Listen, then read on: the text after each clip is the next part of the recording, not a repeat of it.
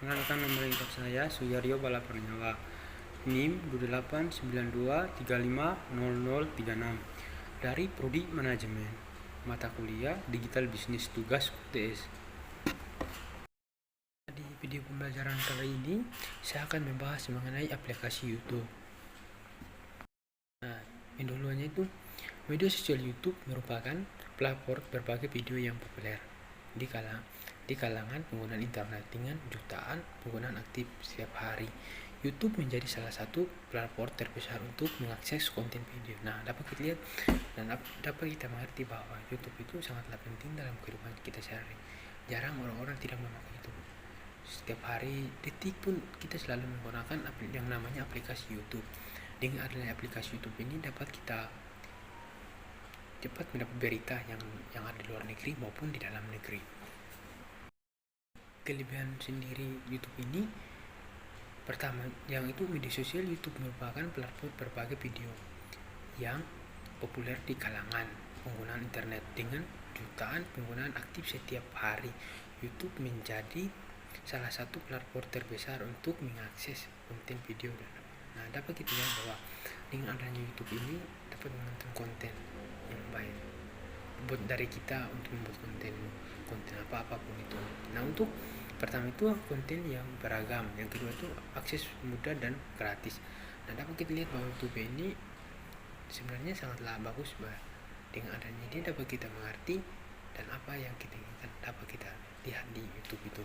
Untuk komunikasi dan interaksi, nah dapat kita lihat bahwa di YouTube ini dapat kita dapat kita melihat orang-orang itu berkomunikasi dengan baik, yang sumber belajar yang luas. Nah, dari YouTube ini dapat kita belajar lebih banyak, itu lebih luas lagi. Nah, untuk potensi penghasilannya, dapat kita lihat kekurangan dari YouTube.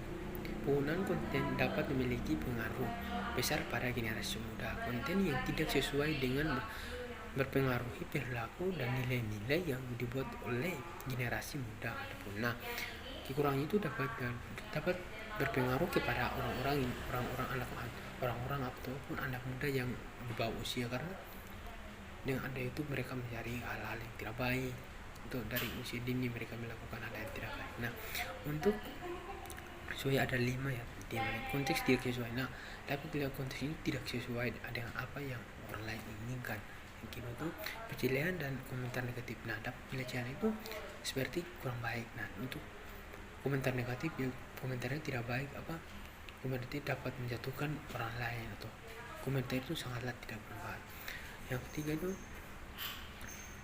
algoritma rekomendasi dan kontribusi, ya, penyalahgunaan dan pelanggaran hak cipta. Dapat kita lihat bahwa pelanggaran itu seperti kita melakukan konten yang tidak baik dan juga bisa merugikan orang lain itu, ataupun membuat orang lain tidak nyaman menonton konten yang kita buat itu, yaitu ketergantungan pada iklan. Nah, di sini dapat kita terlalu bergantung pada iklan, dengan itu kan hasilnya.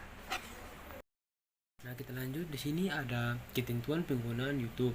Nah, media sosial YouTube memiliki dampak positif dan menjangkau audiens luas, namun juga dapat memberikan dampak negatif seperti penyebaran konten tidak benar. Nah, di media sosial YouTube ini memiliki ada dampak positifnya, itu yang bermanfaat, dan ada juga dampak negatifnya yang tidak bermanfaat atau konten tidak benar. Nah, sini dapat kita lihat penjelasan singkat tentang ketentuan penggunaan YouTube. Subjek memahami aturan main, poin-poin utama yang mencakup usia minimum, konten yang dilarang, privasi dan penggunaan data, penyalahgunaan dan sanksi. Nah, dapat kita lihat memahami aturan. Nah, sebelum kita membuka YouTube, kita harus memahami dulu aturan-aturan apa yang ada di dalam YouTube. Yang kedua itu poin-poin utama yang mencakup. Nah, sebelum kita harus mendengar poin-poin apa dulu yang ada dalam YouTube, atau ketentuan apa yang harus kita dapat lihat dari YouTube. Nah, untuk usia minimum, nah usianya itu tidak terbatas, tapi jika seorang bayi berumur atau seorang anak berumur 8 tahun itu tidak boleh menggunakan YouTube, karena kebanyakan anak-anak zaman sekarang itu menggunakan YouTube dengan hal-hal yang tidak baik.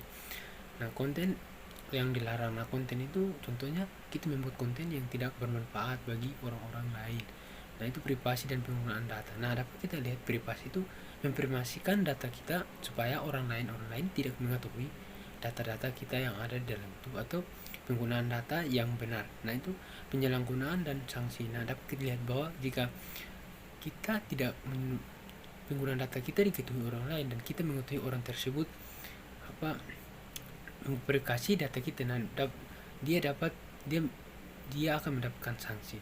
Terima kasih. Nah, di sini ada usia minimum dalam konten yang dilarang. Nah, itu penting bagi penggunaan YouTube untuk memahami dan mematuhi ketentuan usia minimum dan kebijaksanaan konten yang dilarang.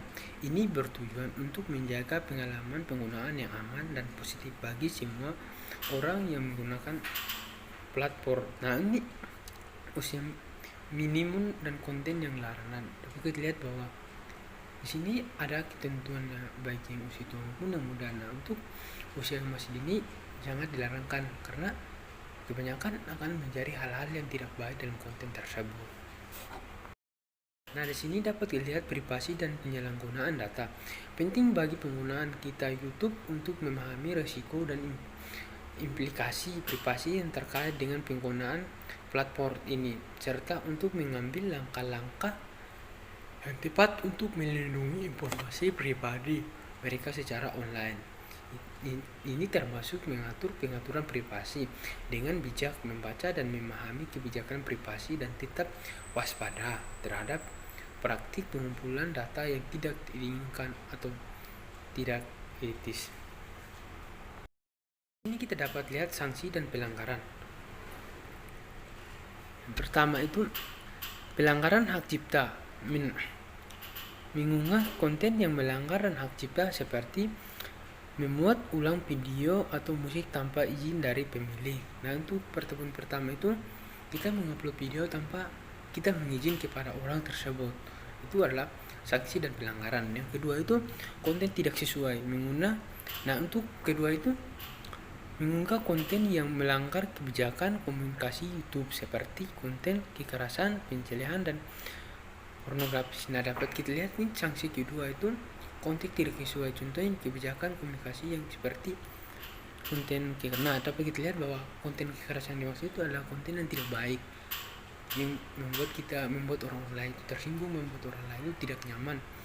Nah, yang ketiga itu adalah penyalahgunaan fitur platform seperti penggunaan palsu dari tombol suka, berlangsung atau komentar untuk mengurai atau menyebarkan spam. Yang ketiga itu pelanggaran privasi, melanggar privasi orang lain dengan membagi informasi pribadi tanpa izin, merekam video atau audio tanpa izin untuk melakukan pelanggaran privasi lain. Nah, dapat kita lihat yaitu pelanggaran privasi. Dapat kita lihat bahwa kita hanya membuat asal-asalan video atau kita membuat konten tanpa kita mengizinkan kepada orang yang ingin bersangkutan dengan kita. Nah, untuk itu penipuan atau penyebaran hoax. Nah, menyebarkan luas informasi palsu, hoax atau teori konspirasi atau melakukan penipuan atau manipulasi informasi. Nah, dapat kita lihat bahwa kita kebanyakan kadang kita mendapatkan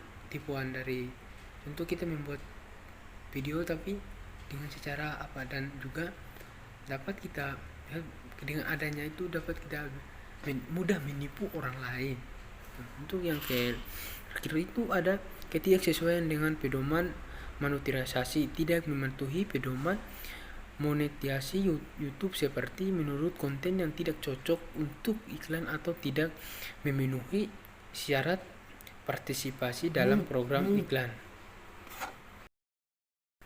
Nah, di sini ada tips keamanan dan penggunaan yang bertanggung jawab. Yang pertama itu pilih konten dengan bijak. Nah, dapat kita lihat bahwa kita harus memilih konten itu yang baik dan benar. Jangan kita membuat konten itu dengan asal-asalan. Yang kedua itu pastikan untuk memverifikasi sumber konten sebelum dipercayanya. Yaitu kita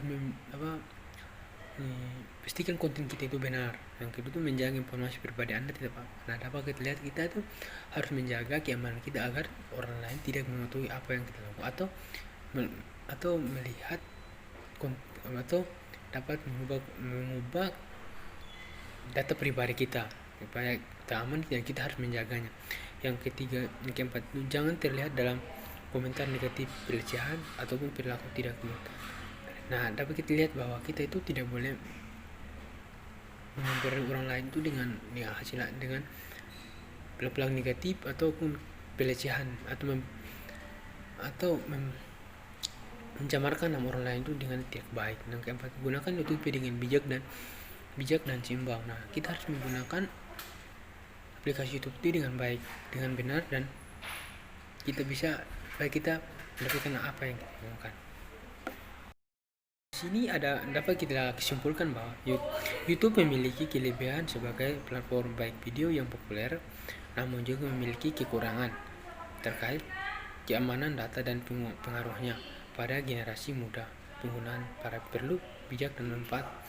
Nah, dapat kita lihat bahwa kesimpulan ini adalah memiliki kelebihan sendiri ya. Dan kelebihannya itu seperti dapat kita melihat konten, dapat kita menonton, pokoknya berbagai bentuk lah dalam YouTube itu. Dengan adanya itu kita dapat mudah kita melihat atau mendengar informasi yang ada di negeri maupun di luar negeri.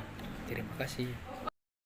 Sekian dan terima kasih dari video pembelajaran saya yang mengenai YouTube. Mohon maaf jika ada tutur kata yang salah atau salah pengucapan, mohon dimaafkan. Terima kasih.